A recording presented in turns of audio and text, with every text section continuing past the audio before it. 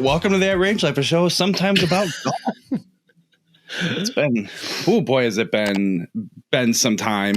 We're doing a remote show because it's really probably the best thing for both of us following our last weekends. It's true. That's Chris McEwen. I'm Bill Bush of DriveRangeHeroes.com. Before we get rolling, as usual, if you're watching this on YouTube, go down below, hit subscribe, hit the bell so you get notified every time we post one of our videos. And we're posting them a lot lately, so get notified. Also true. Yeah. All right. And if you're not watching this on YouTube and listening to this via podcast form, thank you. Please make sure you continue to download, rate, review, do all the things, but still go over to YouTube and do the subscription stuff because that's how you really get stuff in the giveaways. It's true. Oh, 36 subscribers to go. 36 subscribers. It's crazy. It's to go. It's about a month worth of subscribers, I would imagine. Give or take. Oh my God, you guys. Oh my God. So much golf stuff. So much exciting things happening when we hit 1,000. All right, shout man. out to Zencastr.com for being our new podcast distributor. Shout out Zencastr.com. Yeah. The best place to get your podcast distributed. And I'm not saying that to be funny. I'm not being paid by them or anything. They're awesome. They're really nice people over there. The various tools we've used in our podcasting adventures, Zencastr has proven to be a leader. So if you're thinking about starting your own podcast for whatever reason, on whatever topic at home, listeners or viewers, check out Zencastr. They won't let you down. All right, Chris. Okay.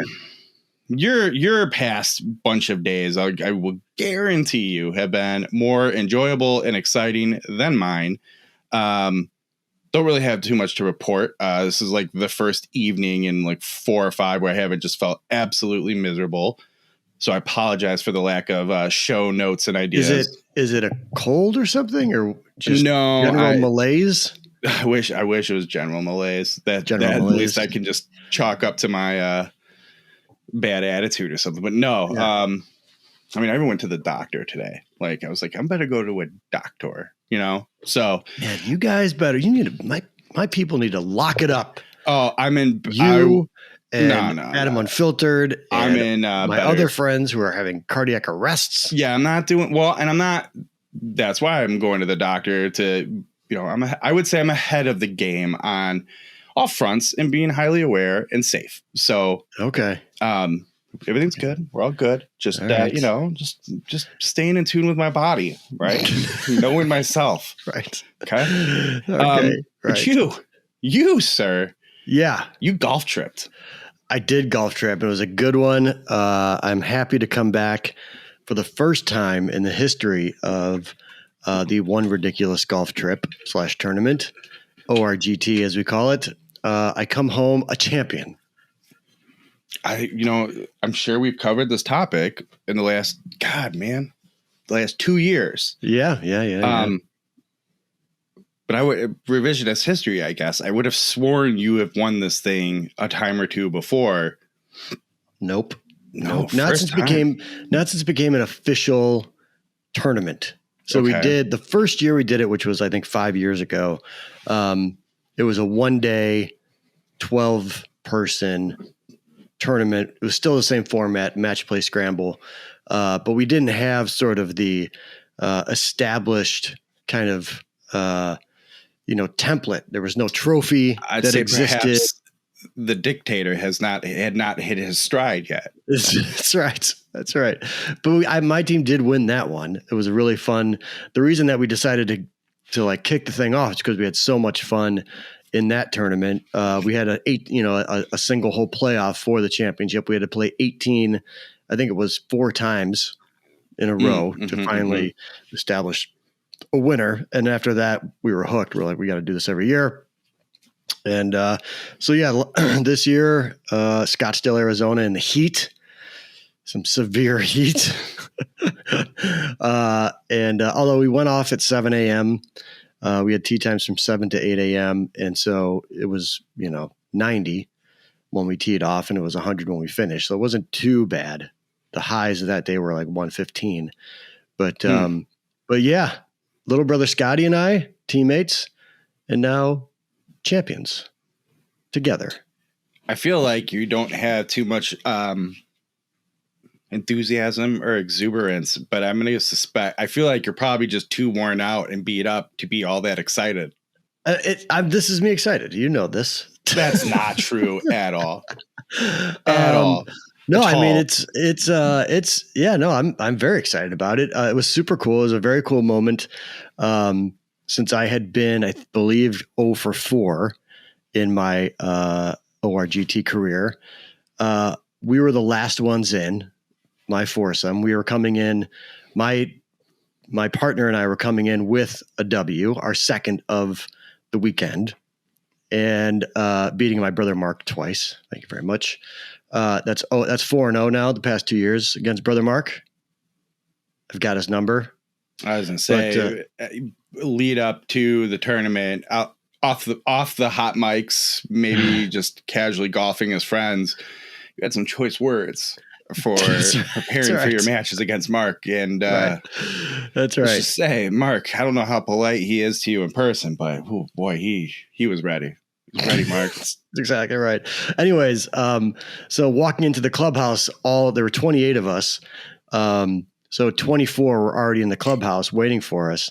And when I walked through the door, standing ovation. Standing ovation.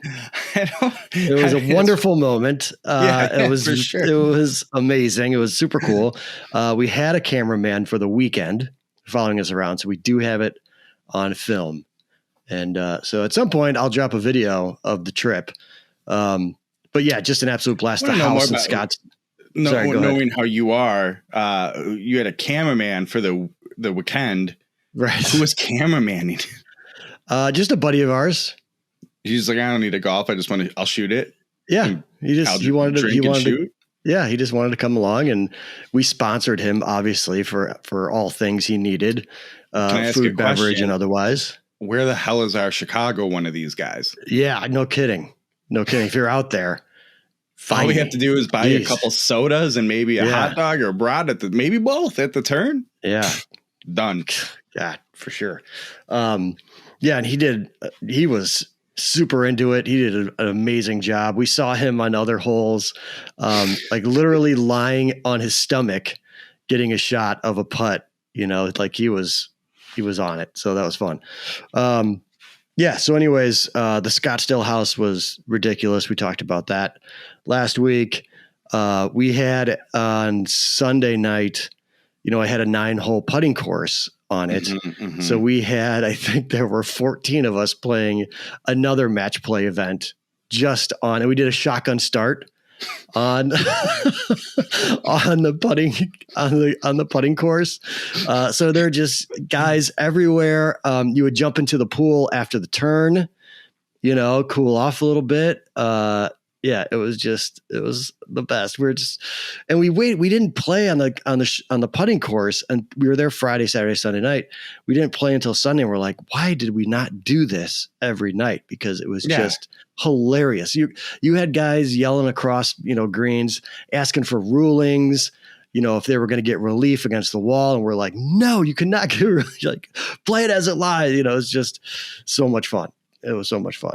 This gives me an idea for a birthday, whether our own or one of my kids, because they have convenient summer birthdays.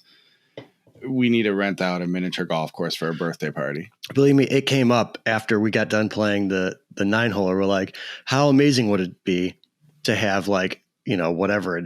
Last year we had 36 guys, have 36 dudes, team colors, right? Yeah. Wearing our shirts. With our own putters, walking through the parking lot of a putt course, ready to go.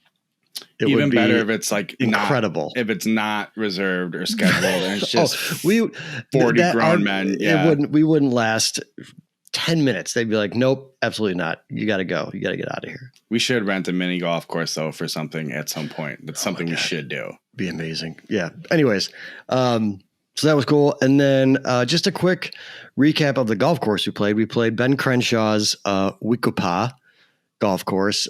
Technically, there's two there. I think Choya was being reseeded, so we only got to play Saguaro.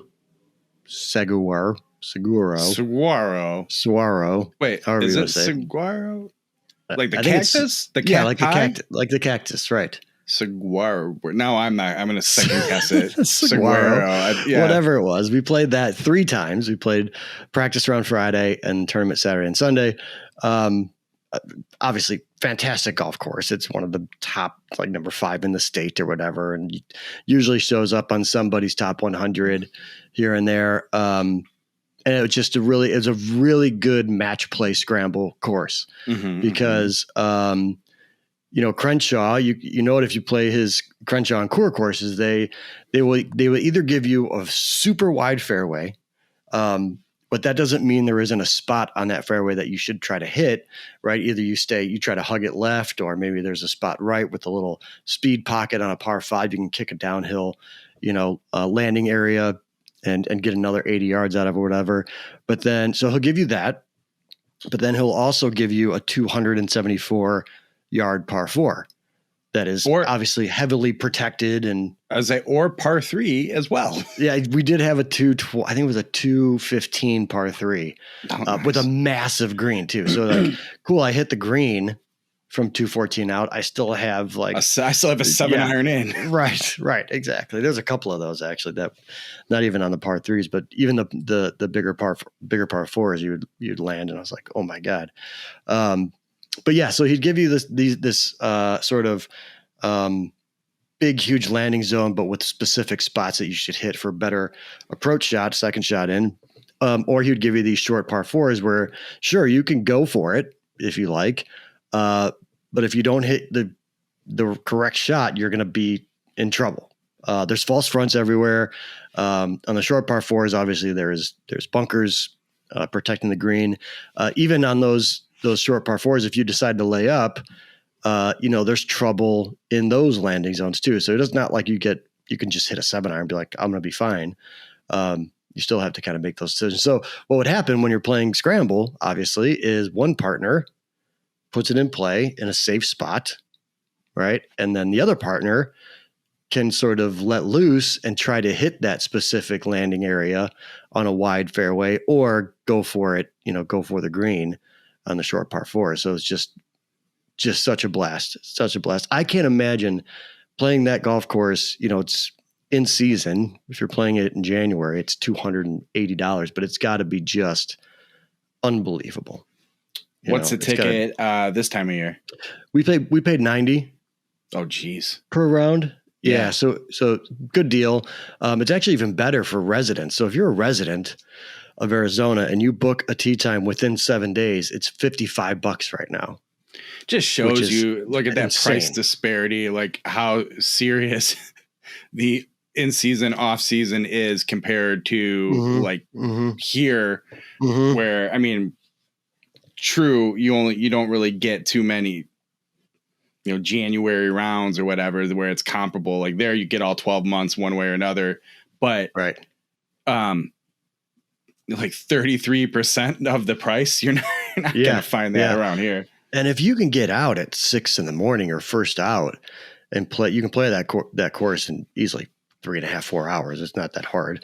And for whatever it is, $60, $55. I mean, God, absolute steal. Yeah. And the other really great thing, obviously, is it's in the middle of a desert. It's part of the casino there, but there's no houses.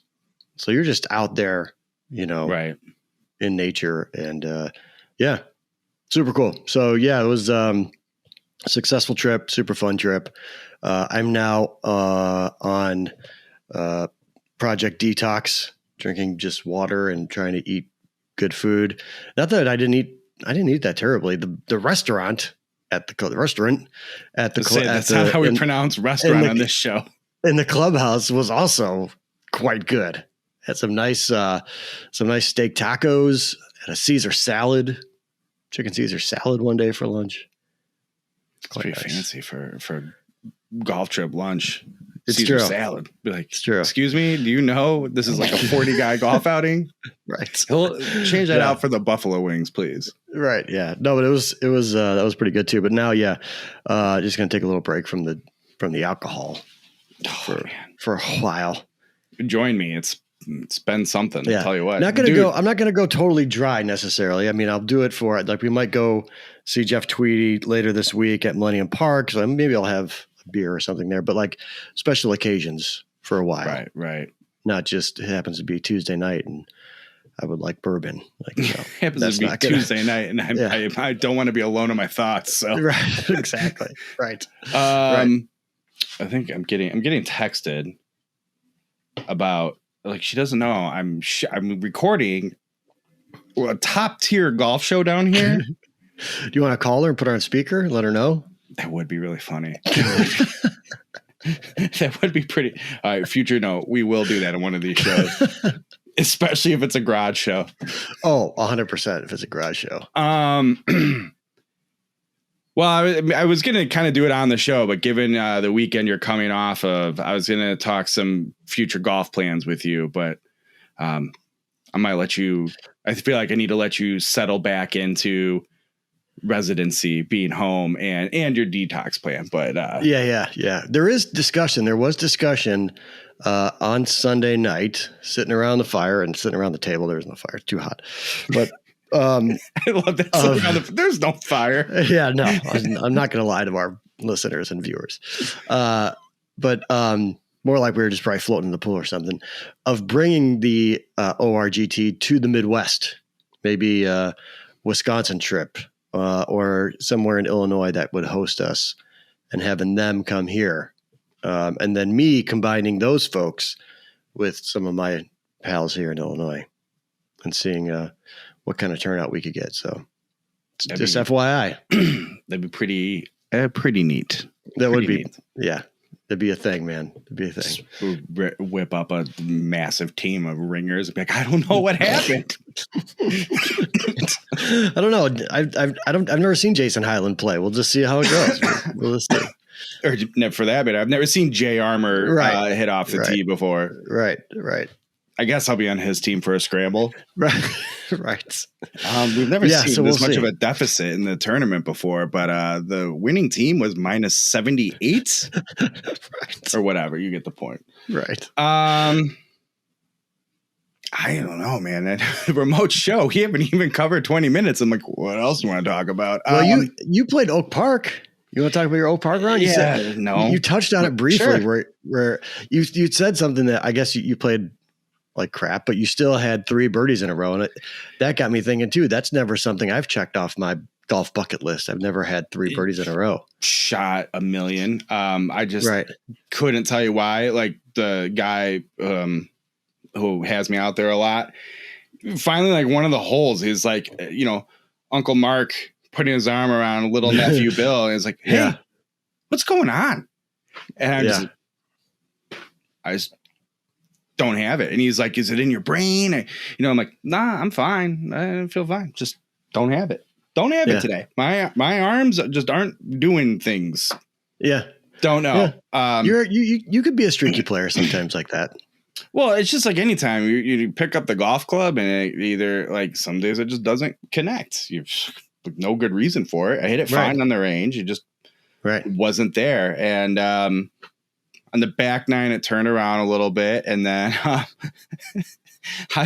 I was like, now that I think about it. So I went, I got a picture of this 10. I may have bogeyed it. But I went like bogey, par, birdie, bogey,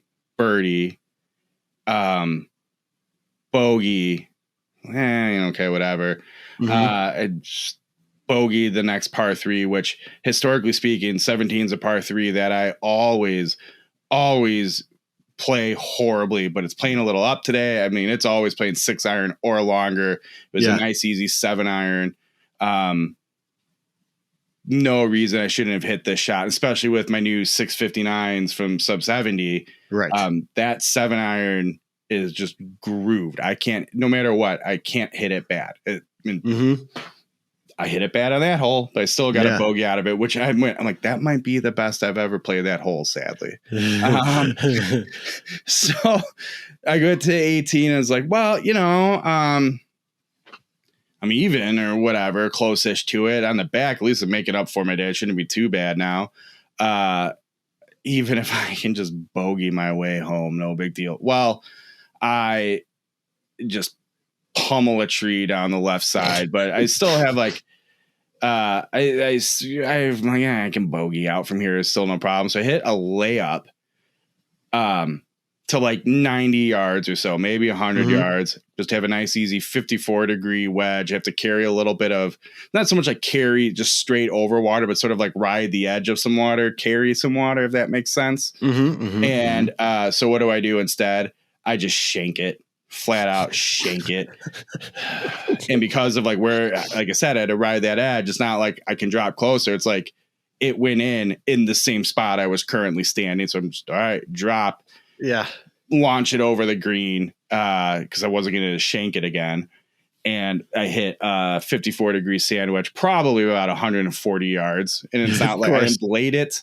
I didn't. It wasn't a flyer. It wasn't a ton of wind at my back. I just hit a lot came out. Let's put it that way. A lot was coming out in that shot. Don't remember even what I did from there, but I ended up with an 8 on the hole. So I was like, all right, wow, that's about right for my day. Wow.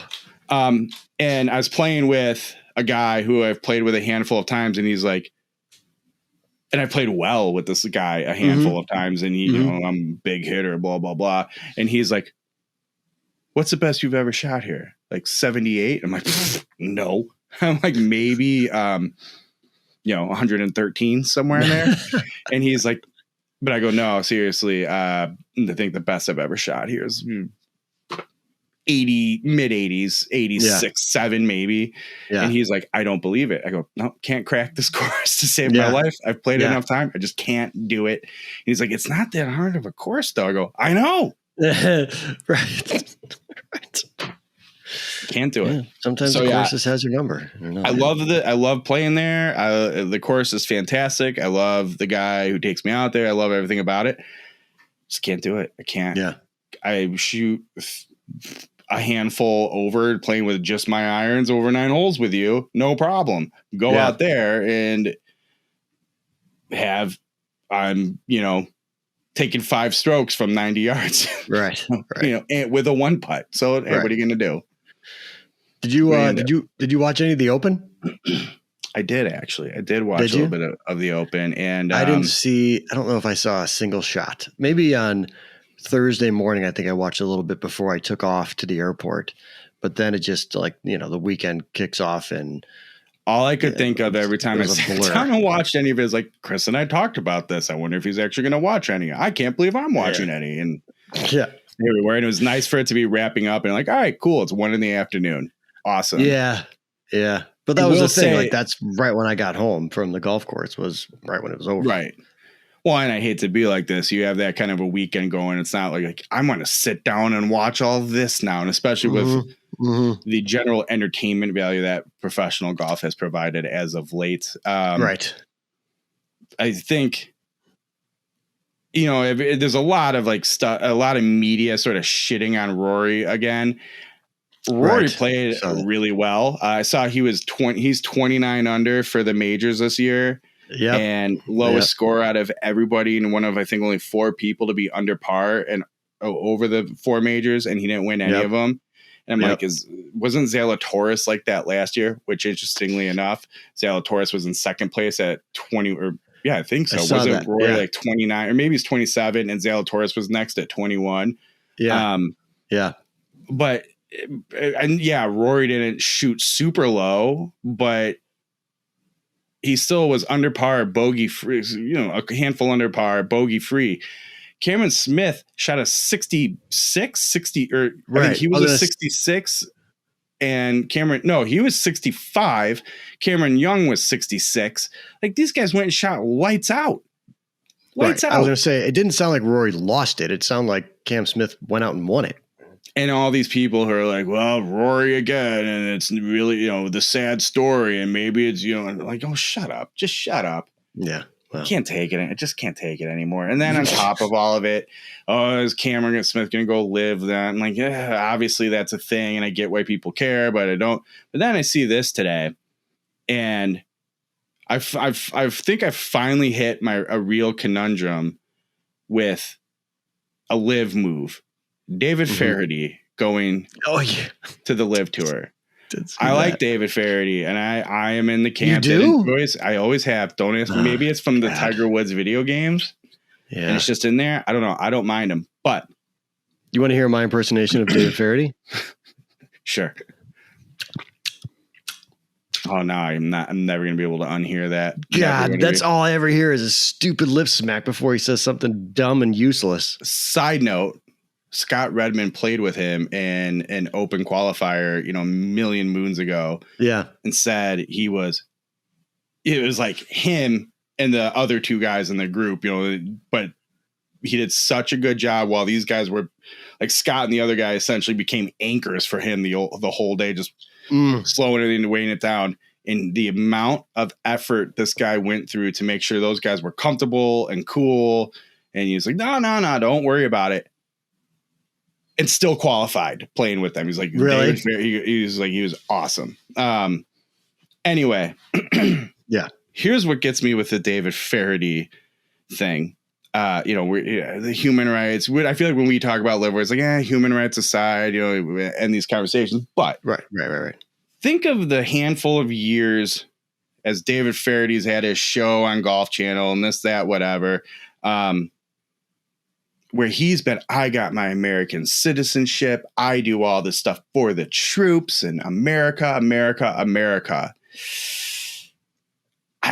I think that's a pretty, even with the money, given how much you've hung on to that brand and supporting the troops and all this stuff. Yeah.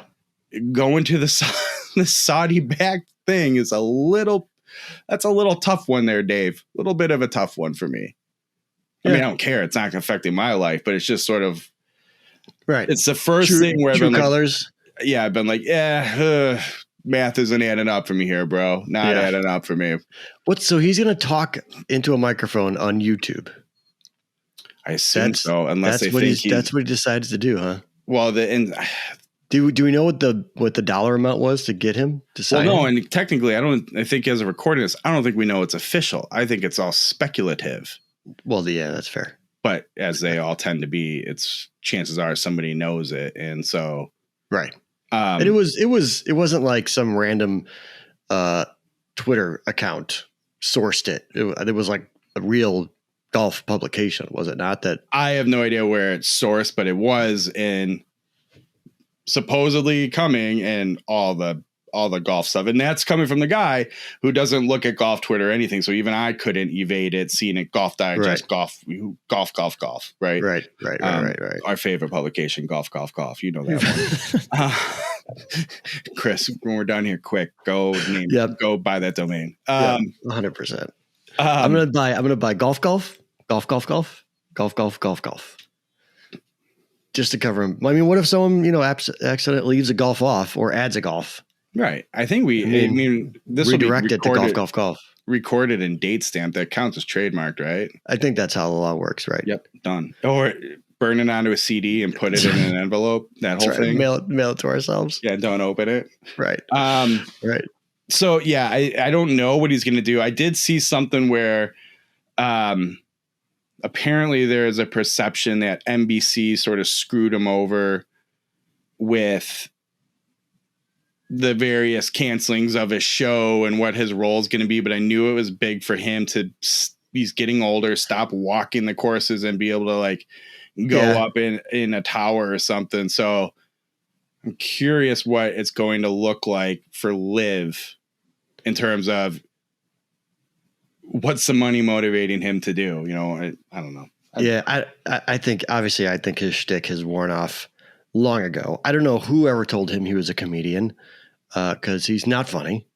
How he had his own show that he traveled for, people went to, is beyond me. Oh, I was like, you mean the TV show? The stand-up show? Okay. Yeah, the stand-up show. I can't tell you. As someone who didn't mind him on the golf broadcast and even his show, I didn't quite understand the stand-up thing. The travel thing. I guess he did have a couple. I'm trying to remember on his show, where I think he had a good one with Phil Mickelson, but most of the time it was just guest reliant. Like, Phil talking about, a wedge shot can be fascinating because he's a psycho. So whether or not it was Feherty asking the question or me is irrelevant.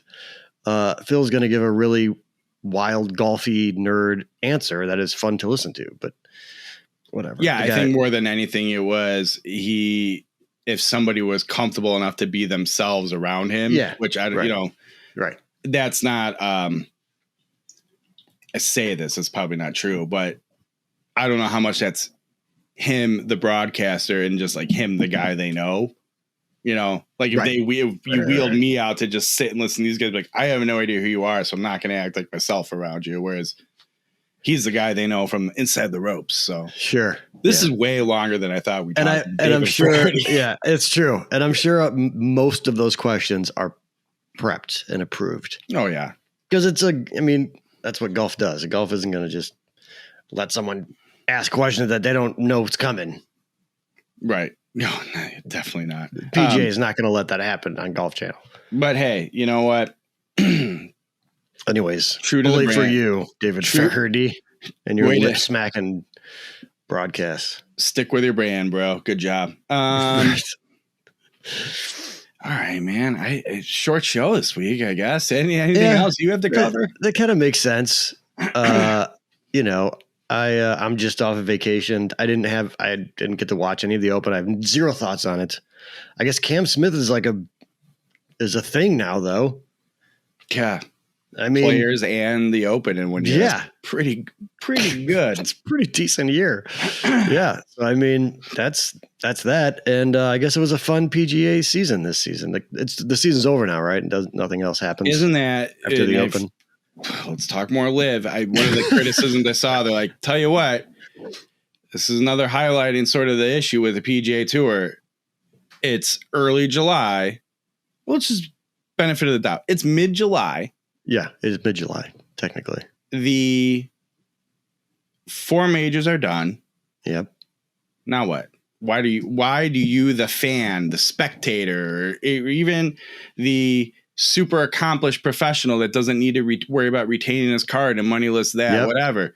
Yep. Why do you care for the remaining 5 months? Well, not even, 3 months, whatever. Like, why do you care? And Cameron Smith even said, like, I'm set for life at this point. Right. Anything else right now is bonus. And I think that was a comment saying he didn't even care, like how he didn't care about the FedEx Cup.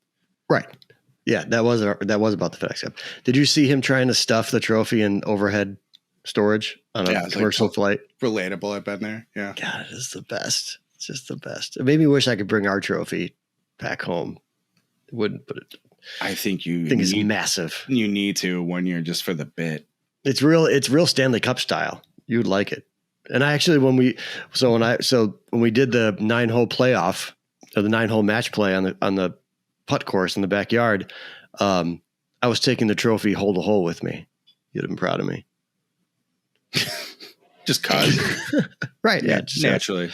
Right. Just cause. But yeah, we get every year you get your name engraved. The team gets their. Do you get a plate engraved? Engraved on a name plate, or is it like? No, it wraps around. It's going to wrap around. But I'm saying it's not like individual plates per year, is it? Yes. Okay, so what you could do, future idea, you have the tournament, and so I don't know what color is the plate, like silver. I think it's black with silver writing or silver with black writing. It's black. Like that. Okay. And then you have also the putting tournament, and then you put on like a gold plate. Right. So it's different. How do you know the difference? Like, well, the black plates are the actual tournament. The gold plates are the putting tournament. I like it. And watch that thing get ultra. The Airbnb or whatever agency doing it, owner, either like renovates a backyard, rips it all up, and or sells the house and it's no longer available. You're like, well, I guess there'll only be 4 gold plates. Right. Then you really do start renting out a local mini golf course. Like, you don't understand. This is crucial to our tournament every year. Shout out to the people again that did rent us the house. They were so nice, so accommodating. They were great too. So, God, that house is just so nice. Shout out. We've done a couple of these, obviously, and we rent these massive houses in these different places, and the pictures can be a little deceiving sometimes. You show up to the house and it's not quite as nice. Shout out Ryan French's Monday Q Info Twitter highlighting that with the house he's renting with Mark Baldwin right now. Right. Yeah. Right. So, but this one was just absolutely exactly what the pictures look like. In the house we had a pool table and a foosball table and a poker table. And then I think there was a Galaga arcade game there for anybody to also play some Galaga. You'd be like, hey, come on out. We're mini golf time. I'm like, I'm sorry, I'm busy with this. Thanks. Right. I'm trying to get the top score. Yeah. Or I'd be like, I'm working on golf blogs. Right. Yeah. But they were super nice. Nice. So, well, welcome back. Yeah. Happy to have you home and safe. Yeah, it's good to be back. I'm looking forward to hearing this next golf travel idea you have.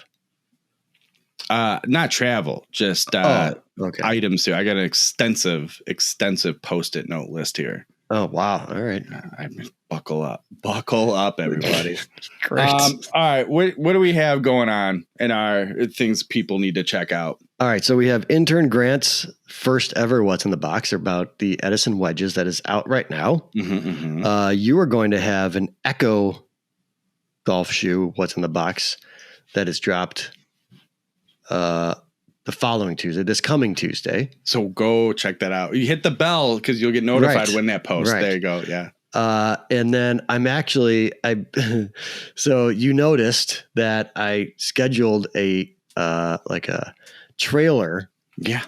For the 659 full breakdown on course video. We talked about it last episode.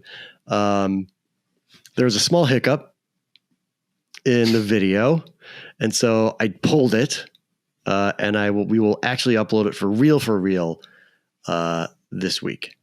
Perfect. So stay tuned for that. It'll either be we're recording this on Tuesday. It'll be either tomorrow or possibly Sunday. Hit the bell to get notified when that one drops. Bell, you will get told when it's there. I promise you. I think that's how YouTube works. That's what YouTube tells me. That's what all the other videos I watch on YouTube tell me too. Right. So there you go. That's what I got going. What do you, Mr. Bill, have going on? If you head over to driverangeheroes.com, Chris, you can check out the Sun Mountain Speed Cart V1R push cart review. Nice. Did you use a single picture that I took and sent to you? I did. Okay. I did. You got to go down to that carousel. Yeah. I just saw the picture on Instagram and I was like, what is this? You didn't even use one of my good pictures. I went and edited the pictures and everything. By the time they get published, I've usually forgotten pretty much everything that happened in them. It's fair. And literally until you brought it up just now, I'm like, oh, that's right. He did give me some pictures for that because it's just, it's out. But at least everyone go to drivingrangeheroes.com and look at the pictures because I took some of them. And then the Encore Vero, whatever, your choice, X1 golf ball review. That's up there too. I was there for the live testing of that golf ball. I have gotten taken to task in the What's in the Box post about that ball or those balls. Don't worry. Yeah, that's right.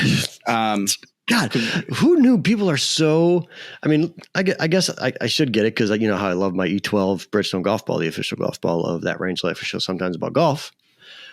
I love that golf ball. It's a great golf ball. Won me a championship for the first time. I'm sure that's no coincidence.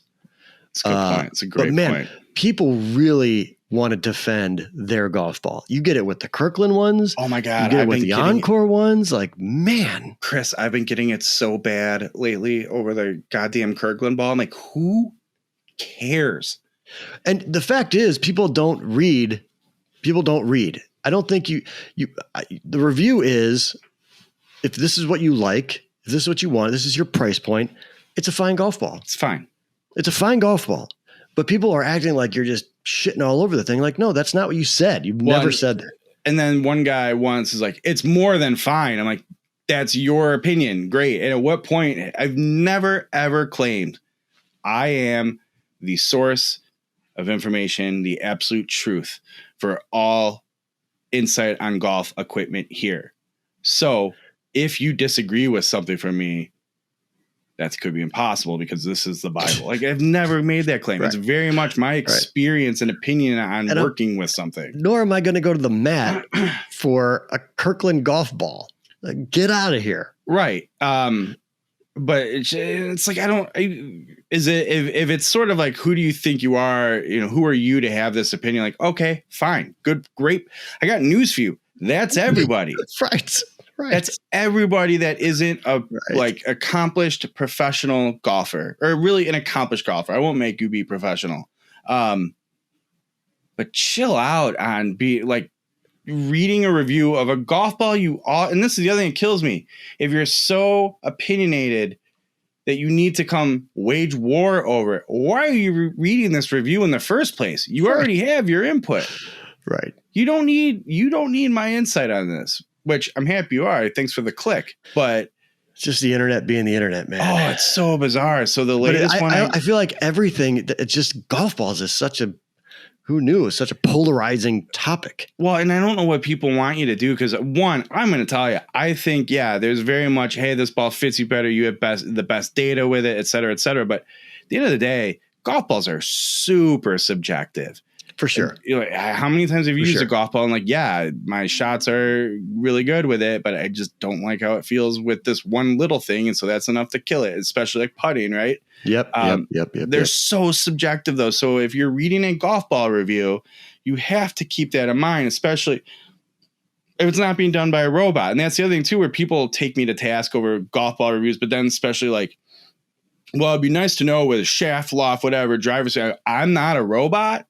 So really, all that stuff's kind of useless because then we can start getting into like dynamic loft and how much am I swinging up on it and to me, my swing path. Like, and even still, like, why would you want data? I don't know why would you prefer data from something that isn't real, like a robot, versus someone who's actually playing it like a human and has like thoughts and feelings about things. It'd be one thing if I was my golf spy telling you, hey, look at everything in the industry. And here's this very, very true, authentic, valid matrix of data.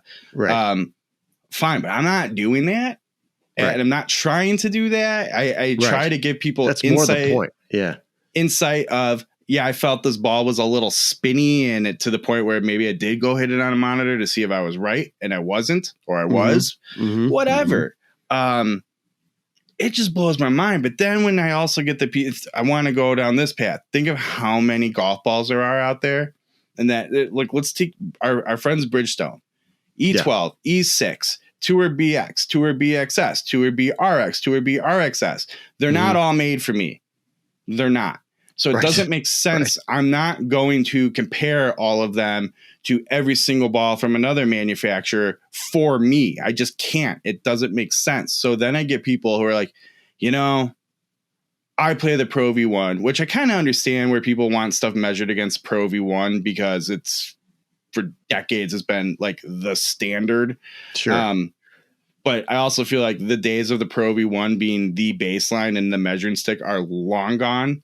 So I was about to begin a debate on that. How does any ball compare to the Pro V1? It like to me isn't. Who cares? It's right. It's valid to the person who plays the Pro V1, and even Pro V1 is it left dot, right dot, triple dot, arrow dot. I don't even know what they are these days. So I think when I get these like, I'd really like to know how, you really should do how this ball stacks up against other balls. I'm like, I can't. I just can't. I can tell you about this ball and my experience playing with it. And then if you really want, you can go read some of the other golf balls. Maybe then if you want to be like, how did you like this compared to this ball you wrote a review on over here? Okay, right. I can tell you that. Right. That is a valid question. And I'm going to say here, Bridgestone is the official ball of that range life. I tend to play. I don't have like, but you play other balls. Like, no, not really. No, I don't. Yeah, I play the balls I review. So other brands come in that way. And then when I'm not doing that, I play Bridgestone golf balls because I have a ton of them and I like to play golf with them. Right. So I'd be playing the Bridgestone E12, whether or not they were the official golf ball of that range life. Shit tons of times about golf. I'd still be playing it. It's irrelevant whether or not they're I'm just the saying official golf ball. For argument's sake, I might have a sleeve of something else squeak in here and there. Like maybe I'm at a pro shop, I don't have balls, but they have the TaylorMade TP5X. I'm like, well, I don't mind that ball, so I'll get a sleeve or two. But I have no need for that. No need for that. So the golf ball thing, man, we thought our show was over and we went down this rabbit. I'm proud of us. Leave a comment below on how you feel about golf balls and if they're subjective or not, because they are. All right, let's get out of here. That's Chris McEwen,